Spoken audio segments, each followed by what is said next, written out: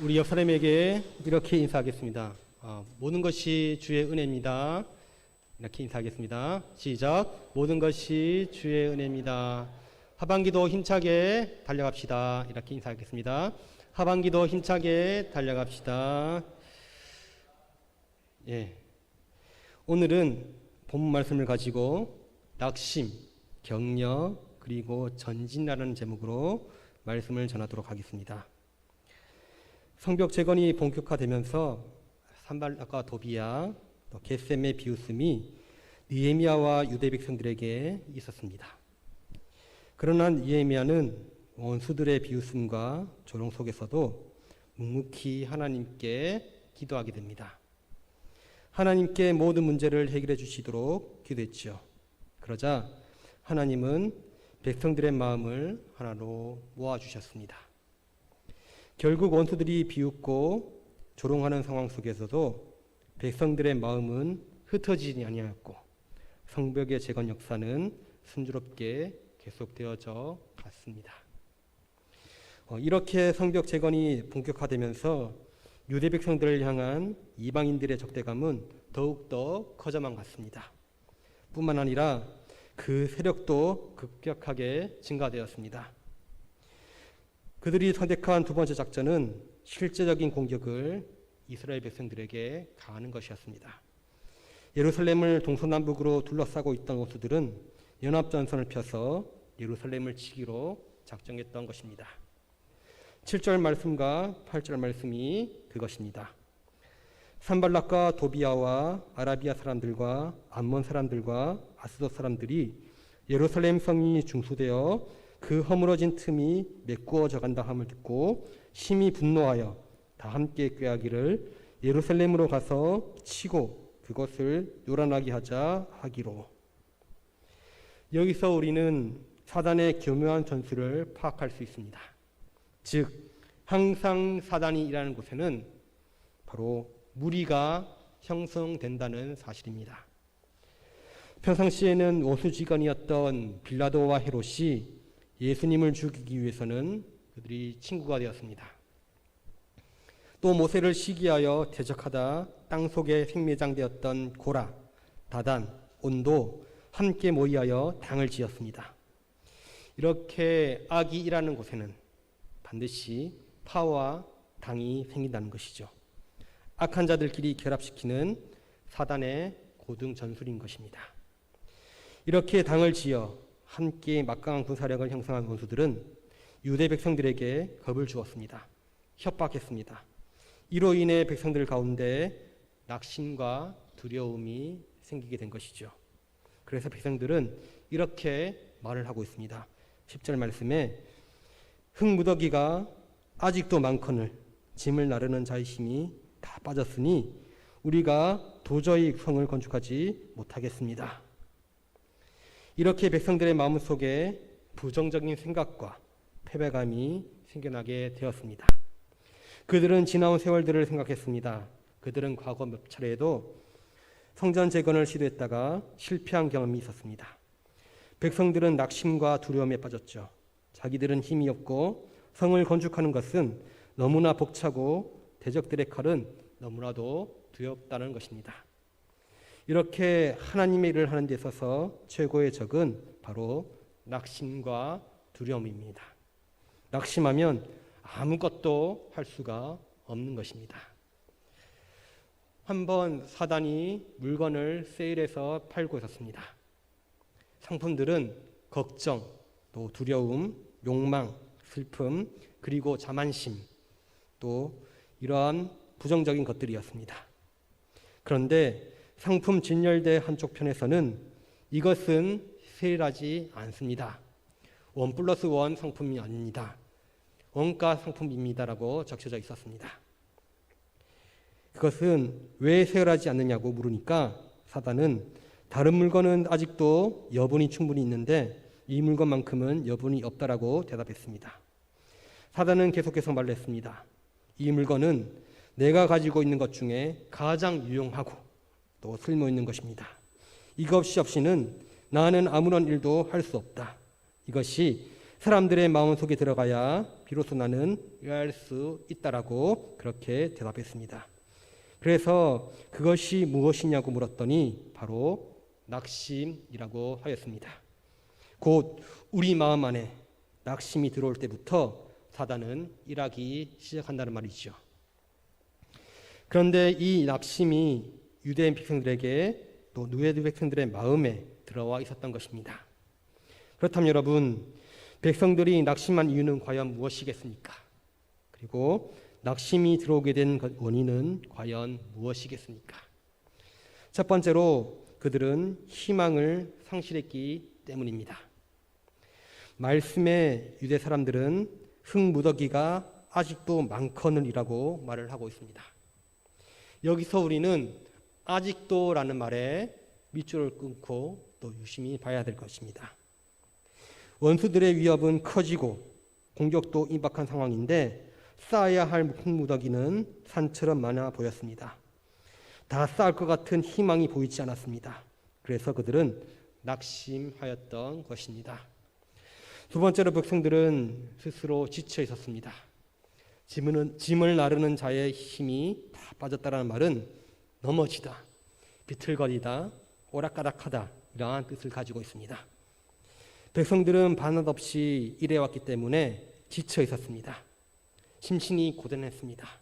여러분, 피곤에 지쳐 있으면 작은 흙먼지도 크게 보이기 마련입니다. 처음에 시작할 때는 일이 빨리빨리 진행되고 금방이라도 마칠 수 있었을 것인데 반 정도 하다 보니까 모든 것이 정지되어 있는 것 같고 또 언제 끝나나 이렇게 걱정이 되었습니다. 끝낼 수 있을 것 같은 희망은 보이지 않고 힘은 빠져 있었습니다. 그런데 이 어려움은 가중되고 있었다라는 것이죠. 그래서 그들은 낙심하고 있었다라는 것입니다. 그들의 의욕도 상실되어 있었습니다. 그들은 지나온 세월을 생각했습니다. 그들은 과거에도 몇 차례 성전 재건을 시도했다가 실패한 경험이 있습니다. 그래서 그들은 우리가 아직 이 정도니까 성을 건축하지 못하겠다. 전에도 성을 건축하지 못했으니까, 성전을 재건하지 못했으니까, 성벽을 쌓아 올리지 못했으니까 이번에도 마찬가지일 것이라고 의뢰에 짐작했던 것입니다. 원수들의 공격은 시각으로 다가오는 것 같은데 아니 눈에 보여지고 있는데 성벽은 언제 완성할 수 있을지 희망이 보이지 않습니다. 백성은 지쳐있기까지 했습니다. 그런데 설상가상으로 할 수 없다라는 이 비관론까지 나오고 있었다는 것입니다. 여론이 성벽을 쌓지 못하도록 우리는 안 된다 이렇게 모아가고 있었다는 것입니다. 그러니까 낙심할 수밖에 없었던 것입니다. 그런데 여러분, 이것은 우리의 경우도 마찬가지입니다. 처음 시작할 때에는 의욕이 앞서기 때문에 무엇이든지 할 수 있을 것 같습니다. 그래서 큰 꿈을 비전을 갖습니다. 그런데 시간이 갈수록 어떻습니까? 이상과 현실의 차이가 커지기 시작합니다. 처음에는 작심하여 주일 성수를 하겠다라고, 주의 일을 하겠다라고 그렇게 다짐하지만 점점점 일이 진전지다 보니까 그 결심은 사라져버리고 어느새 할 수 없는 내가 되어져 버린 것입니다. 가능할 것이라고 생각했는데 현실은 우리의 마음을 따라주지 않습니다. 거기에 지치기까지 합니다. 과거의 실패가 생각나면서 비관적인 생각까지 든다는 것입니다. 그래서 그들은 낙심하였습니다. 거기에 대적들의 위협은 더욱더 구체화되었습니다. 11절 말씀에 우리의 원수들은 이르기를 이렇게 하면서 그들을 알지 못하고 보지 못하는 사이에 우리가 그들 가운데 달려 들어가서 살육하여 역사를 그치게 하리라. 당시 이스라엘은 북쪽으로는 산발락과 그 일당들이, 또 사마리아 사람들, 동쪽으로는 암몬 사람들, 남쪽으로는 아라비아 사람들, 또한 서쪽으로는 아스돗에 의해 둘러싸여져 있었습니다. 그렇게 진치고 있던 대적들은 느헤미야와 백성들이 모르는 사이에 감쪽같이 예루살렘에 쳐들어가서 백성들을 죽이고 또 역사를 그치게 하고야 말겠다라고 위협했습니다. 너 한 번만 더 성벽 쌓아올려봐. 너희 가족 다 죽일 거야. 너 한 번만 더 돌을 옮겨봐. 너 죽일 거야 라고 위협했습니다. 그래서 한 모습에 백성들의 마음에는 두려움이 커져만 갔습니다. 12절 말씀에 그 원수들의 근처에 거주하는 유다 사람들도 그 각처에 와서 10번이나 우리에게 말하기를 너희가 우리에게로 와야 하리라 하기로 하였습니다. 성벽 재건 사업에 참여하지 않았던 백성들은 이러한 원수들의 심상치 않은 움직임을 목격했습니다. 이때부터 백성들의 마음에는 두려움이 자리 잡기 시작했습니다. 안전의 위협을 가해졌습니다. 그래서 그들은 자신의 안전을 지킬 목적으로 성벽 재건 사업에 참여한 사람들을 고향으로 데려달라고 그것도 10번씩이나 요청해 왔던 것입니다. 이것을 통해 우리는 유다 변경에 있는 사람들의 마음속에 자리 잡은 두려움이 얼마나 큰 것이었는지 확인할 수 있습니다. 그런데 사실 이것은 산발랏 일당이 의도한 계략이었습니다. 대적들은 유다 변경에 있는 사람들로 하여금 불안감을 느끼도록 만들고 그래서 그들로 하여금 성벽 재건에 참여한 사람들을 데려가게 하여서 이 성벽 재건 건축의 대공사를 중단시키려는 의도를 가지고 있었다는 것입니다. 사랑하는 성도 여러분, 우리가 하나님의 선한 사업에 우리의 삶을 투자하기로 결정하였을 때 원수들은 반드시 우리를 공격해 올 것입니다. 마치 산발락과 게셈과 도비아처럼 위협하며 칼로 위협하며 성벽 재건을 하지 못했던 것처럼 그들도 사단은 우리를 여러 가지 시험에 빠뜨릴 것입니다. 가정과 사업과 생활 전반에 걸쳐서 때로는 우리의 육체를 공격할 것입니다. 내가 일을 하고 싶지만 병이 들어오기 위해서 그렇게 하나님의 선한 사업을 못하게 할 수도 있고 또 가정에 갑자기 무수한 일이 생긴다든가 또한 어떠한 사업이 또 벌어진다든가 이렇게 사단은 우리가 하나님께 일을 집중하지 못하도록 그렇게 건들 것입니다. 지금 유대 백성들은 그들의 정체성 회복을 위해 하나님의 영광을 전하기 위해서 그들의 삶의 터전을 포기한 채 성벽 재건 사업에 뛰어들었습니다. 그럼에도 불구하고 그들에게 어려움이 찾아왔습니다. 침략의 위협이 있습니다.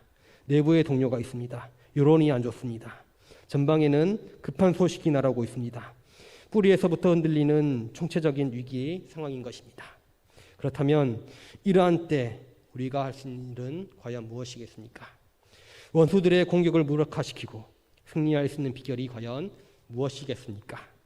9절 말씀을 함께 보겠습니다. 9절 말씀을 함께 큰 목소리로 읽어보겠습니다. 시작. 우리가 우리 하나님께 기도하여 그들로 말미암아 파수꾼을 두어 주야로 방비하는데. 첫 번째로 느헤미야는 무엇을 했다고요? 하나님께 사태를 해결해달라고 기도하였다고 말씀하고 있습니다. 여러분, 모든 문제 해결책은 바로 하나님께 있음을 고백하시기 바랍니다. 시편 30절 말씀에 하나님은 너의 길을 여호와께 맡기라고 말씀하셨습니다. 잠언 16절 말씀에서도 너의 행사를 여호와께 맡기라 이렇게 말씀하셨습니다. 베드로전서 5장 말씀에서는 너희 염려를 다 주께 맡겨버리라 하였습니다. 이처럼 하나님은 우리의 모든 길과 또 행사와 염려를 맡기라고 내게 와서 맡기라고 말씀해 주고 계신다는 것입니다. 곧 우리의 인생 속에서 일어날 수 있는 모든 문제를 맡기라는 말씀이지요. 계획과 그에 따르는 결과까지라도 맡기라는 것입니다. 더불어서 악한 자들로부터 받는 핍박뿐만 아니라 내면에 있는 여러 가지 걱정이나 고민까지도 다 내게 맡기라고 내게 와서 쉬어라고 너의 짐을 내려놓고 내게 와서 쉬어라고 그렇게 말씀하고 오늘도 그렇게 말씀하고 계신다는 것입니다. 그렇습니다. 여러분, 그리스도인들은 모든 염려를 다 주께 의탁할 수 있어야 한다는 것입니다. 예수를 믿는다 하면서도 여전히 고민하면 그것은 참된 그리스도인이 아닌 것입니다. 환난과 시험 앞에서 포기하지 말고 항상 보호하시는 하나님의 손에 온전히 맡겨야 한다는 것입니다. 왜냐하면 세상의 모든 것은 다 하나님께서 친히 이루어 주시기 바랍니다. 이루어 주시기 때문입니다.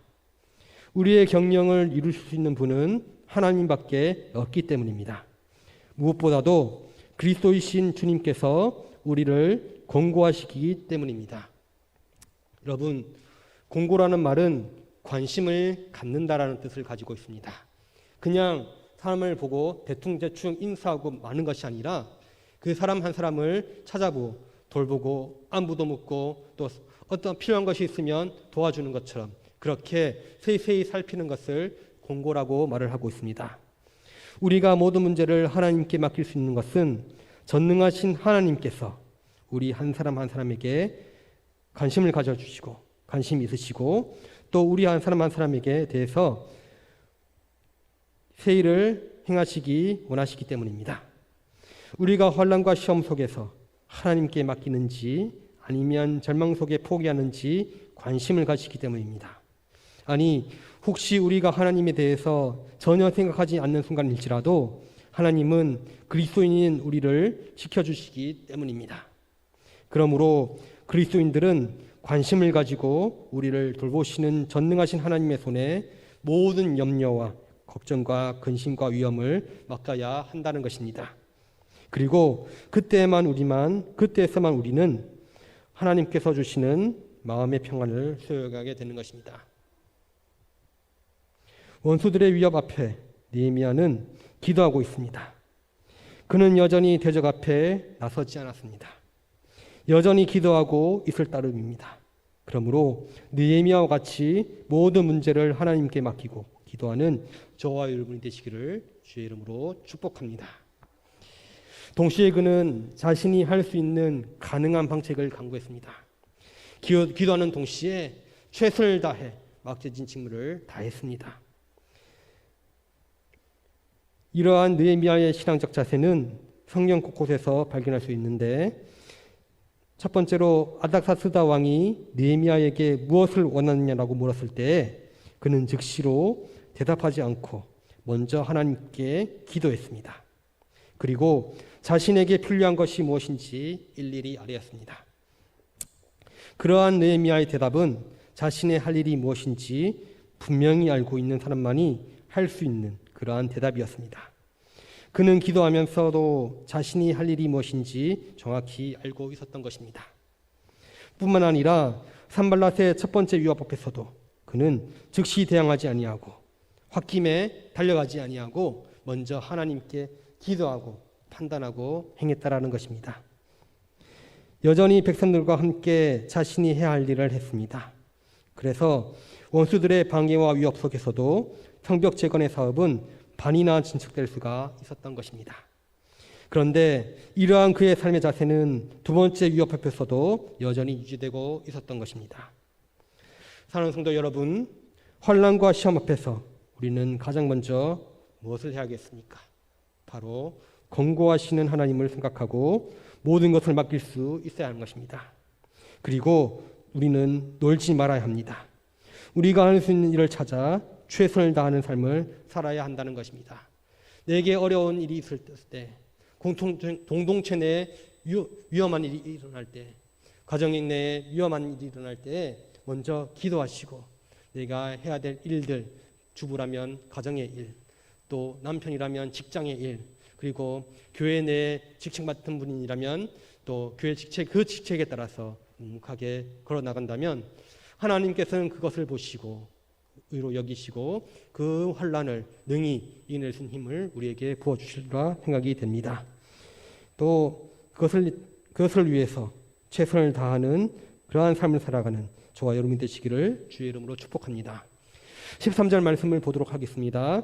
내가 성벽 뒤에 낮고 넓은 곳에 백성이 그들의 종족을 따라 칼과 창과 활을 가지고 서 있게 하고, 느헤미야는 대적들의 공격에 구체적인 대책을 세워 반응했습니다. 지파를 따라 칼과 창과 활로 무장시켜서 성 뒤 낮고 넓은 장소에 배치했습니다. 느헤미야가 이같이 한 이유는 성 뒤 낮고 넓은 곳에는 비록 성별이 일부 쌓여 있긴 했지만 지형적 특성으로 인하여 적의 침투가 예상되는 취약 지점이었기 때문입니다. 또한 유다 백성들을 노출된 곳에 세움으로 백산발랏 일당에게 일전을 불사르겠다라고 하는 의지를 보여주기 위하였습니다.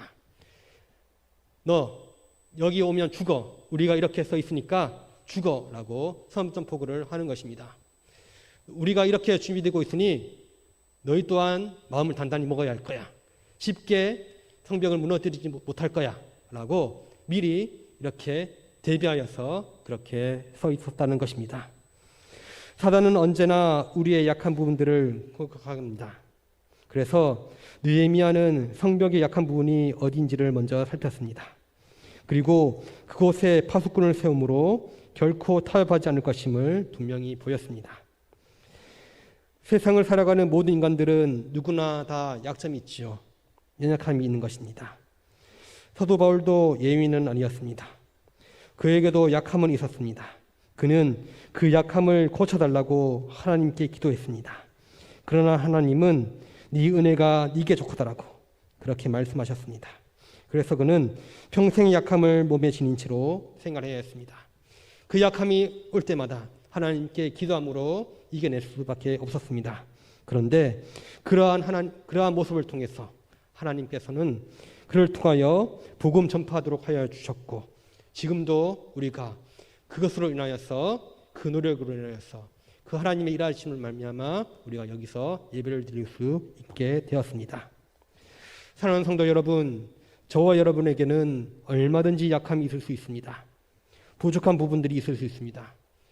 돈에 대한 유혹들, 약함들, 그리고 지위에 대한 약함들, 그리고 가정 형편에 대한 약함들, 그리고 잔소리, 그리고 윽박지름, 가정 환경에 대한 가부장 제도에 의한 그러한 한국 사회 특유의 그러한 문화 속에서 그러한 억눌려만 했던 그러한 약함들도 있고, 또한 낙심되어야 될 그러한 부분들이 분명히 있습니다. 잘 지내다가 어떠한 딱 순간이 오면 내가 화부터 내야만 하는 그러한 약함들이 분명히 있습니다. 저 또한 마찬가지입니다.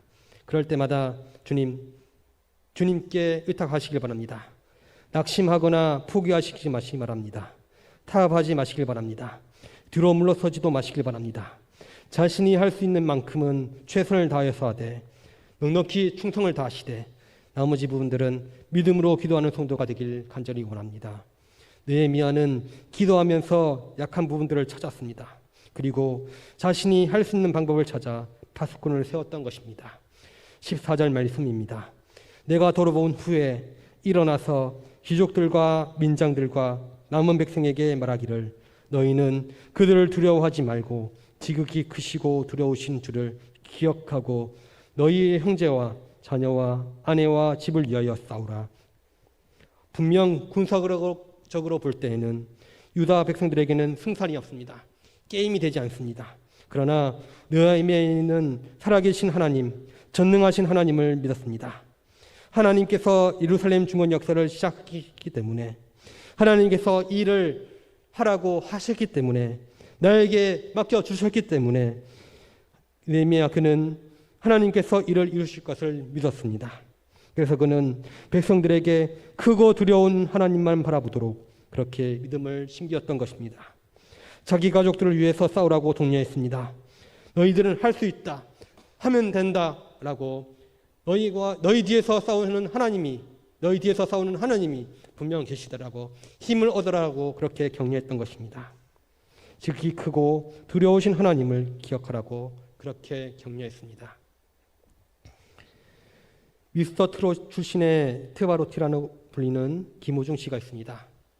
김호중 씨가 뒤늦게 조명을 받게 된 이유는 뛰어난 노래 실력과 또 함께 MBC의 사람이 좋다라는 그런 프로를 통해 여러 방송에서 그의 굴곡진 삶이 시청자들한테 심금을 달래주었기 때문으로 간주됩니다.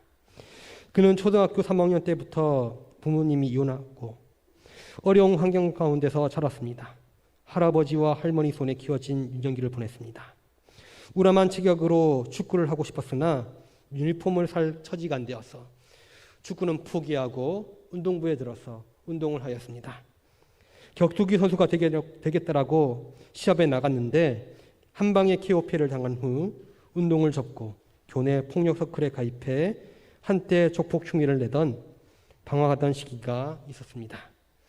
그러던 그가 마음을 다잡고 성악가가 되기 위해 김천예술고등학교를 진학했으나 레슨비가 없어서 포기하려 했을 때 그의 담임 선생님이었던 서숙룡 선생님의 수많은 격려와 도움으로 말미암아 그는 성악을 시작할 수 있었고 우왕좌왕했던 청소년 시절을 더 이상 빗나가지 않기에 거쳐 노래로 많은 사람을 위로하는 지금의 그가 되었습니다. 이와 같이 여러분, 따뜻한 말 한마디가 또 따뜻한 격려 하나가 사람의 인생을 완전히 바꾸게 되는 것입니다. 격려를 받는다고 느끼면 불가능한 것도 감당할 수 있고 또 말할 수 없는 어려움과 역경까지도 견디고 극복하며 이길 수 있게 된다는 것입니다. 오늘 저와 여러분에게 격려가 필요하지 않습니까? 오늘 저와 여러분에게 수많은 문제 닥쳐오는 그러한 실패와 좌절 가운데 격려가 필요하지 않습니까? 문제는 실패가 아니라 그것을 극복하는 새 출발의 의지며 이를 가능케 하는 것은 바로 주위의 격려인 것입니다. 그래서 내가 먼저 격려를 받기보다는 남을 격려하시길 바랍니다. 격려의 사람이 되기로 합니다. 여러분의 말 한마디에 그 사람이 일어날 수가 있습니다. 여러분의 그 말 한마디에 자녀가 다시 한 번 더 힘을 얻고 또 하나님을 향해서 묵묵히 걸어갈 수 있는 큰 사람으로 전할 수가 있다는 것입니다. 여러분의 말 한마디에 가정이 바로 서게 되고 교회가 바로 서게 되고 직장이 바로 서게 되고 또 나아가 이 한국 사회가 바로 서게 되는 것입니다.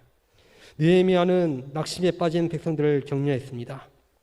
크고 두려우신 하나님께서 함께 하신다면 얼마든지 대공사를 마칠 수 있다라고 격려했던 것입니다.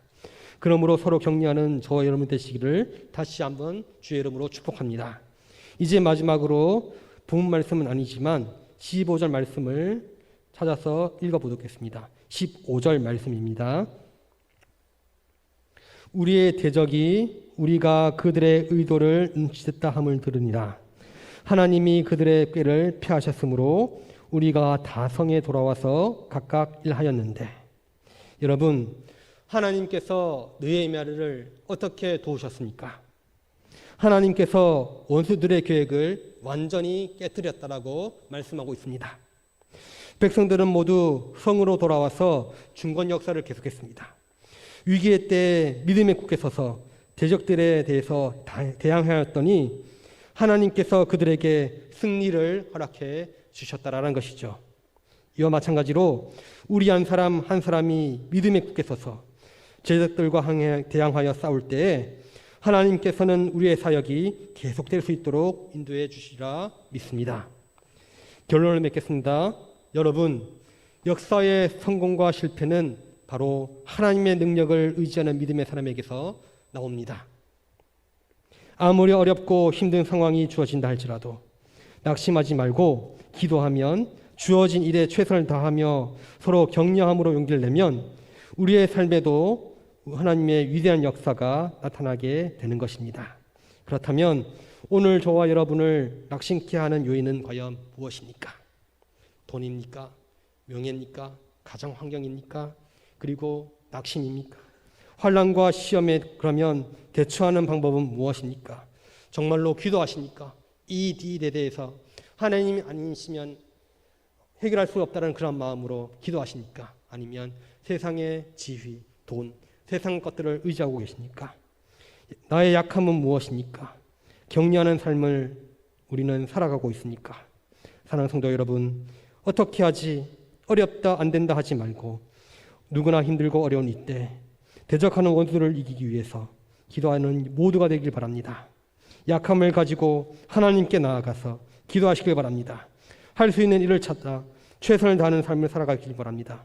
그리고 마지막으로 눈을 들어 크고 두려우신 하나님을 온전히 바라보시길 바랍니다. 그러면 하나님의 위대한 역사는 우리의 삶을 통해서 계속될 수 있을 것입니다. 다시 한번 비판 앞에 낙심하거나 좌절하지 말고 믿음 안에서 전진하는 저와 여러분이 되시기를 주의 이름으로 축복합니다. 아멘. 기도하겠습니다.